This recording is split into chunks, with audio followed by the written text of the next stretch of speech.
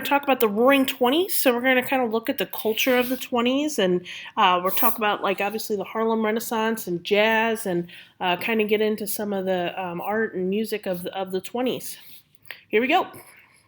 So, art and literature. So, in the 1920s, artists, writers, and intellectuals began to challenge the traditional ideas as they searched for meaning in the modern world. So, as we talked about with the notes we did, the Clash of Values notes, so there's this new kind of idea starting in American society where there's more freedom and we're starting to modernize a little bit. While there is resistance to that with the fundamentalists, this idea it extends not only into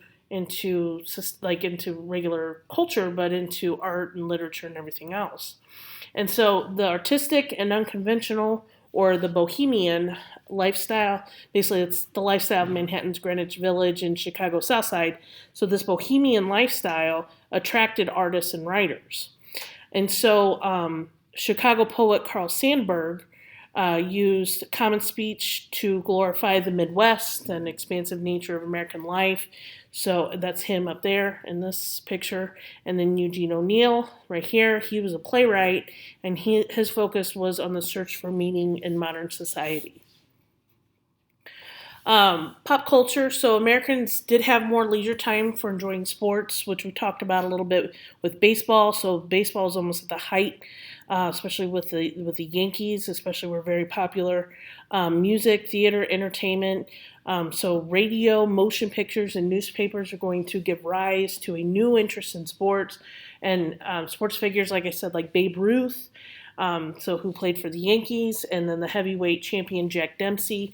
They were famous for their respective sports and became celebrities as well. Babe Ruth was he came around at the right time. Like he was just a larger than life personality, and obviously a big slugger because he hit home runs like crazy. And then Jack Dempsey was another. He was just dominant. They were both just dominant in their respective sports. But the first talking picture, the first talkie, was The Jazz Singer, and this was made in 1927.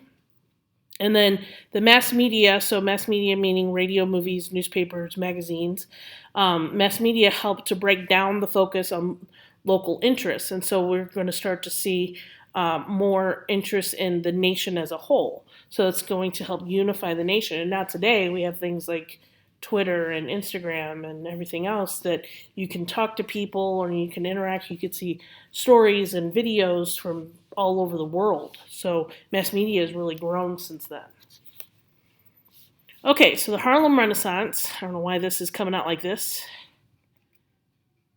Okay, so the Great Migration occurred when hundreds of thousands of African Americans from the rural South headed into the industrial cities in the North. So cities like St. Louis, Detroit, Chicago, Milwaukee, got a big influx of African Americans coming in, leaving plantations where some were still sharecroppers down in the South up into the North. Okay, so this happened around right at World War I.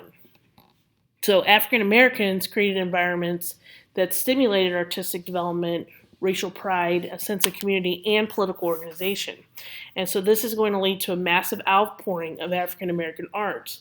And so this is going to be known as the Harlem Renaissance. So some important writers. Claude McKay was the first important writer of the Harlem Renaissance. So he expressed defiance and contempt of racism in many of his works. Langston Hughes, that guy down on the bottom there, he became the leading voice of the African American experience in the U.S. through his works. And then Zora Neale Hurston, she portrayed rural African American life. Now, most of her portrayals were in Florida because that's where she was from. But her central characters were usually female, and so it kind of gave a new perspective to these stories that from the difference between McKay and Hughes, you're getting it more from a female perspective. Excuse me. So, jazz, blues, and theater. Louis Armstrong is going to introduce jazz. So this is a style of music that is very American. So it's influenced by Dixieland music and ragtime. And Louis Armstrong became the first cornet and trumpet soloist in jazz music.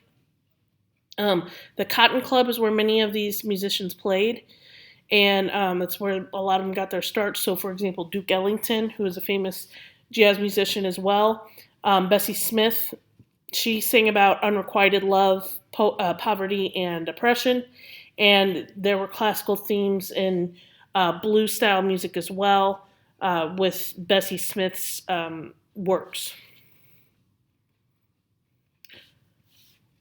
Okay, so some. I don't know why I did it like this. Sorry. So, Shuffle Along was the first musical by African Americans, and the Apollo Theater. It's still in Harlem today. This is a famous entertainment club in Harlem, and it is, like I said, still there today.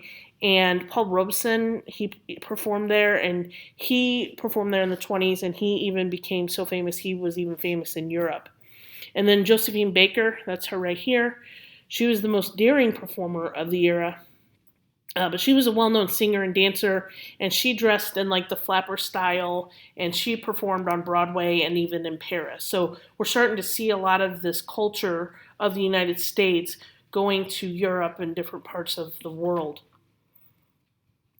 So African American politics. Okay. Excuse me. After World War I, African Americans wanted a new role in politics, so they wanted to be more involved, obviously. And so the Great Migration is actually going to lead to them becoming a very powerful voting bloc. And so they are actually going to start to influence the outcomes of elections in the North. And so Oscar DePriest, that's this guy right here, he was the first African American representative in Congress from a northern state.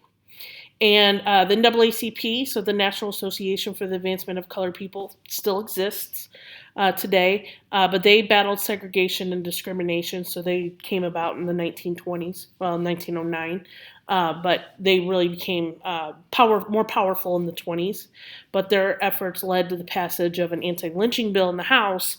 Eventually the Senate's going to defeat it, but they have made a lot of gains politically for African Americans in the United States.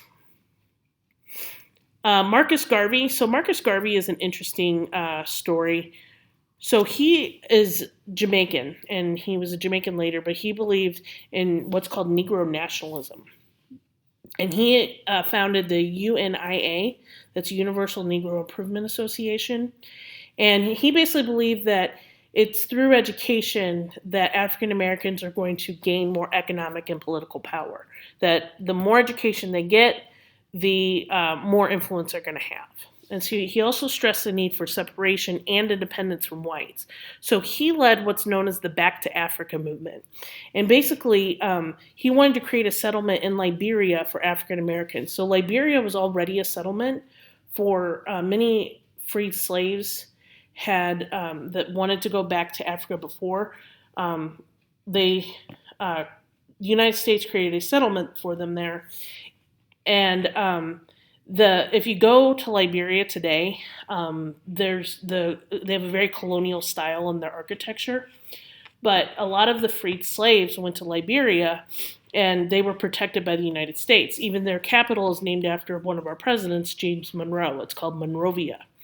But anyway, so many middle-class African Americans actually distance themselves from him because they're like, well, we don't want to go back to Africa. We just want to make life better here. But his ideas are actually going to lead to a sense of pride. And this is going to resurface during the Civil Rights Movement in the 60s, especially through guys like Malcolm X. All right, and that's all I got for you guys today. Don't forget to do your processor. Have a good day.